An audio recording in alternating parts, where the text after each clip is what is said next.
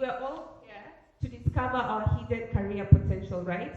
And part of the thing is to always think out of the box. And that's why I had my mini test. And the answer is up, side, down. Yeah? So whenever you have a problem, just think out of the box, yeah? And you can try that somewhere else, yeah? And test other people. So thank you very much. Thank you for that introduction. My talk will really center around 5 key things. And those things are, 1, your mission. And I can never tire talking about that. It's become part of me because I did it when I was 15 years old, and it has enabled me to align to a lot of things that I do on a daily basis, yeah? And I recall when I was a bit younger, I had older friends. They were 10 years older than me, 12 years older than me, and you learn a lot of wisdom from people who are older than you, yeah? So I hope you have friends that are a little older than you, who are better experienced than you are, so that even when you meet up, you learn a thing or two from them. One of the things I learned, and when I Googled up the companies that they work for, and I listed all the companies that I really want to work for, one of the things I saw in those companies was on their website. The first thing is their mission, their vision, and their core values, right? If you want to work with World Bank, you will see that. If you want to work with Africa Development Bank, if you want to work with the UN, if you want to work with, I don't know, the Ministry of Foreign Affairs, you'll always see that. Their mission, vision, and core values. Now, how many of us here have that? How many of us here run ourselves as mini companies? Perfect, thank you. Who else? Yeah, about 2, 3, 4 people in the room. And one of the things I task a lot of youth that I speak to, and a lot of peers, and even people that are older than me that I learn from, is to always have a mission, a vision, and core values. And they don't have to be very ambiguous things. When you're setting them up, remember the thing we always learn in school, they have to be smart, yeah? So everything you do has to be centered around, you have to run yourself as a mini company. You are Joseph Limited Company, you are Emily Limited Company, you are Gaki Limited Company, yeah? So when you have that, that is my task to you after we come out of here. Have your mission, vision, and your core values, yeah? What you would like to see yourself get into. And you can do that by speaking to mentors that you may have, looking at the different companies and what they have. And if you notice, a lot of smaller businesses, they don't succeed because you just start a business, yeah? You've not decided, okay, what is my target audience? What is really my mission? What is my vision? What do I want to accomplish? And we have to start running ourselves as little companies because that's what we are. There's no difference between us and the companies that we work for or we aspire to work for. Because for one, they all have goals they want to achieve. You have goals, right? Right? Yes. You have goals, yeah? You run a profit and loss account, right? Yeah? Even if you're a student, you still run a profit and loss account. When you're given pocket money, you still run and see, these are my expenses, this is what I need to save, etc. And that's the same thing that companies do. And once you have been able to come up with your mission, vision, and core values, you can be able to come up with your short and long-term goals, yeah? So it's like a proper task I'm taking you guys through. And once, to be honest, this really changed my life. It's changed how I looked at things. It changed my perspective to a lot of things. How many of you here have ever worked for a company and you just felt, or the HR, and Angie would know this best, this is not a culture fit, yeah? Or you got culture shock. Maybe because the things that that company does do not align with your own values, yeah? And I'm very happy to say there's one time I actually got a job offer. I won't mention the company, but I looked at what they do, and I went back to my core values and the things that I do. And as difficult as it was, I actually cried about making that decision, and people couldn't understand, why are you feeling bad and it's you who decided? Because sometimes we have to make painful decisions. values and what they were selling, it really didn't align to the things that I stand for, yeah? And sometimes we will come to, in life, face such situations where you have a really fantastic offer, yeah? And you're thinking, okay, I can take it and it will catapult me to various things that I want to do, but it's not me, yeah? How many of you go to work and you're like, I don't know, this is not me, this is not where I need to be, right? So those short-term goals and long-term goals will really help you once you've established your mission, vision, and core values. And I'll tell you a story about the short and long-term goals. So when I was doing this task myself, and I remember for the longest time, we all believe in permanent and pensionable, right? Everybody wants to be permanent and pensionable. And a lot of people fear taking contract jobs because you're thinking, it's only 3 years, what will I do after 3 years? When you take that permanent and pensionable, you stay there for 20 years. Yeah? And it's a thing about our generation. We are more open to taking, risks. And I recall when I worked for TV, it was a permanent and pensionable job. And I got this opportunity to work at a state agency. And it was a 3-year contract. And I told my mom, I think I'm going to take it. I'm really excited. But she didn't sleep for 2 days. Because she kept thinking, why would you sacrifice a permanent and pensionable job? Are you crazy? Do I need to pray for you? Yeah. Because when I went back to my list of my short-term goals and my long-term goals, guess what? The 3-year contract, when I really reviewed it, it looked like it would catalyze me reaching my long-term goals faster than staying in a permanent and pensionable job, right? So I'm just, whatever you come up with is really like a compass, yeah? You need a compass. It is like something that takes you back to your true north. It's when you deviate from the things that you're doing, you're able to do that. You're able to go back to this list that you have. What are my short-term goals? What are my long-term goals? What is my mission? What is my vision? What are my core values? And trust me, when you do that, when you list all those things, they will help you. And they'll not only help you in your career, they'll help you with your personal life and personal development. And it will also help you filter friends, right? That, you're thinking, no, we're not really aligned in the things that we do, right? So even companies, when they think about partnerships, their partnerships are with people who have the same values and goals as they do. So that will really help your life, which takes me to the second point of never letting anybody tell you that you cannot accomplish or be able to accomplish what you have set out to do. And I'm telling you this because there's a popular saying that says, misery loves.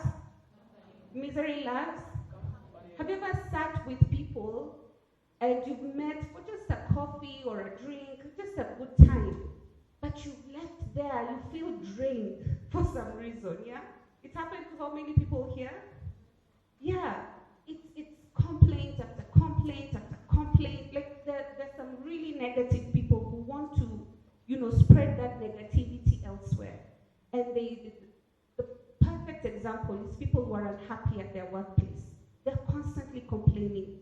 And you ask them, have you done anything about it? Have you spoken to your supervisor perhaps to give you a stretch assignment? Maybe you can shadow somebody in your job place that you really look up to. Have you looked at those options? Have you tried to apply for job opportunities elsewhere? Elsewhere. And, sometimes why misery loves company is because people want us to be a crowd that is not pushing the boundaries, that is not doing what we've set out to do. And I recall part of the reason I actually left media was because I really wanted to pursue my master's degree. And, every time I would say, I can't anchor news in the evening because, classes are 5:30 to 8:30. There were always all these barriers. And what did I do about it? I decided to move, right? So you we're not stuck in a place. We always have choices.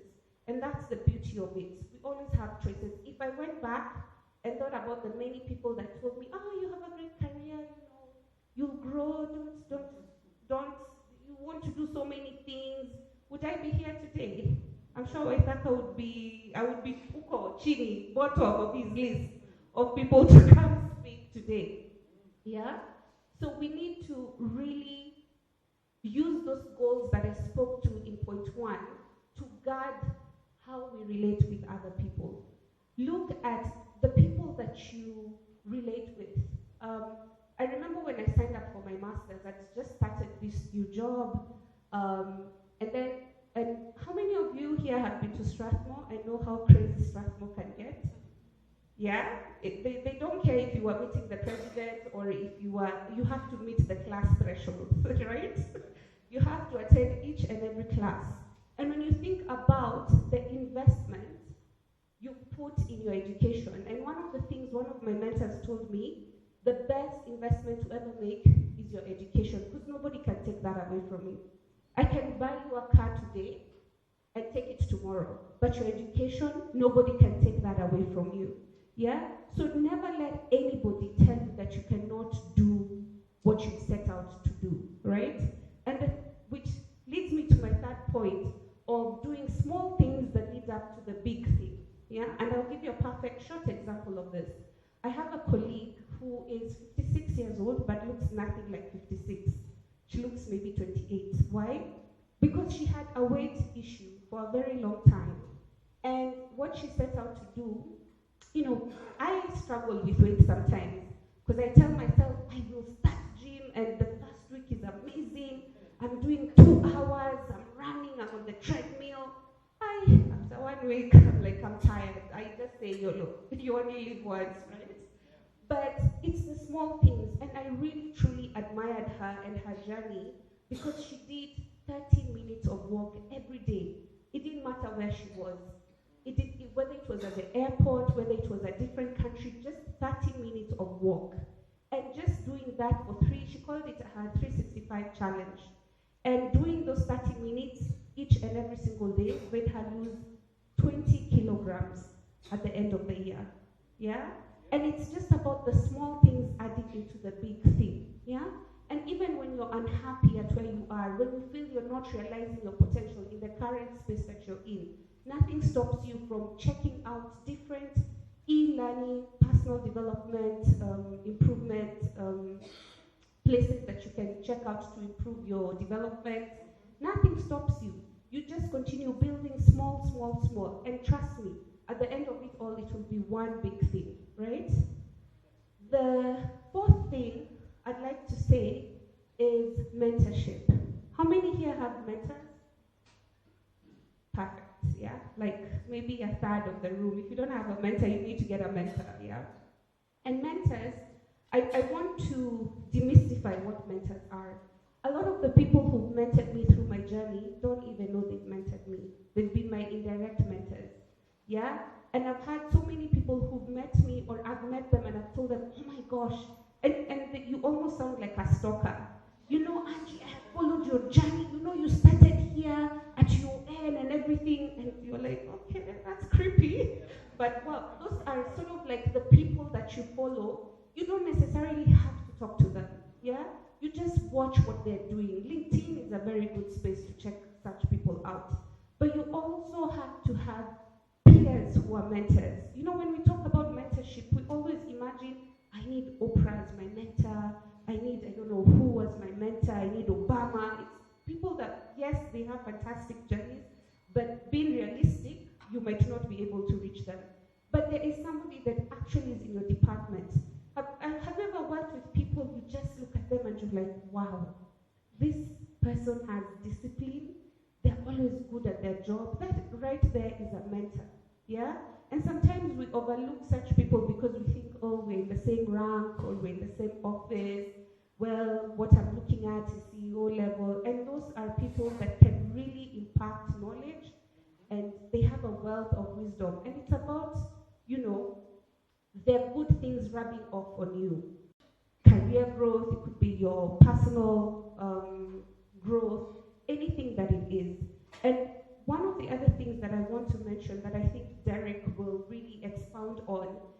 the issue of in everything that I've talked about, your attitude and how you present yourself.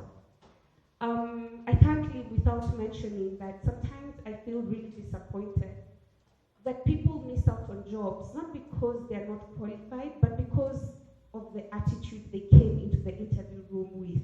And Angie can even tell you, I've sat in so many panels where, people walk in, the papers are fantastic. You can tell this is a really qualified person, but it's either the way they dress or the way, the things that they talk. I recall, I'll never forget this because this person was really brilliant for the job.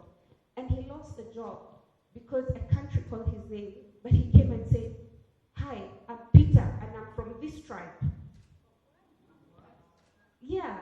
You see, you put off everybody else that is in the room because everybody is wondering, why did you have to say your tribe? And the immediate thing the CEO said, "Guys, I know this person could be the person to get this job, but his attitude will be problematic." Yeah? It's just the way, and I think Angie has talked about this, about how you present yourself, how you talk about some issues. There's, believe it or not, one time, a wonderful young lady who came for an interview, and she had this really, I don't know, all my interviews I do in suits for some reason. I just feel safe in suits. Yeah, and she came in such a really tight dress, and when she sat, and do not laugh, it's actually ripped. Yeah, so you can imagine the panelists are confused. What do we do? I cannot imagine how the candidate felt. She actually left. She couldn't do the interview. And sometimes it's just those small things.